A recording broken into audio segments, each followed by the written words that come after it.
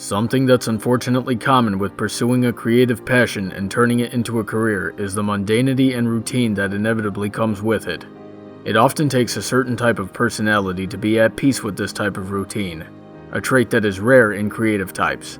But with the right circumstances and an adjustment in mentality, this pitfall can be avoided.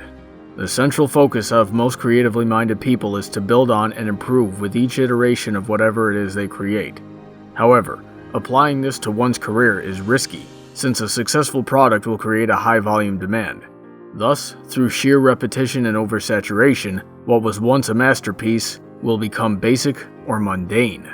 Swift Yuki, who has helped me with a great deal of art over the years, attested to the accuracy of this paradox and the drastic actions an artist might take when they find themselves in the subsequent mentality, such as Rarity's quitting. I certainly don't blame them either. Regardless of whether or not someone is a creative person, it's nearly impossible for them to be truly good at something that they don't have a passion for. Monotony and cynicism sets in, making the task physically and mentally draining, which can have disastrous side effects in the other aspects of their lives as well. People need something to live and work for. There always needs to be some sort of spiritual satisfaction in seeing the fruits of one's labor, something beyond mere money. Otherwise, closing the successful boutique is the best case scenario. What happens more often than not is that people tire of their fruitless work. Without that satisfaction of the soul to re-energize them, their effort declines and brings their product's quality down with it, which will be noticed by the audience. And the audience's admiration for the product will drop, taking the creator's motivation with it, and the cycle continues until the creator's name is completely tarnished and that they've acquired an outright hatred for their craft. This is an issue in both art and society. There was nothing inaccurate about Sassy Saddle's success strategy. Seeing celebrity sports stylish products makes the general public desire it more. Perhaps on a subconscious level it makes them feel more like the celebrity that they admire. But the perceived status symbol of wearing a celebrity's clothes only forsakes your own identity, thus reducing a once unique fashion to nothing more than a uniform. Beyond this, how on God's green earth does having a certain type of clothing or anything material make you of a higher status? What's the purpose of having a higher status in the first place? Is there more that you can accomplish through a higher status to build up the world around you? Honestly, I doubt it. This type of mentality can only serve to garner attention for yourself. For the sake of people like Rarity, as well as yourself, ask yourself if you're guilty of this mindset. Know that regardless of your quote-unquote status, the only way to become a better person is through your own actions. Being your own artist and using your talents to find inspiration and beauty all around you.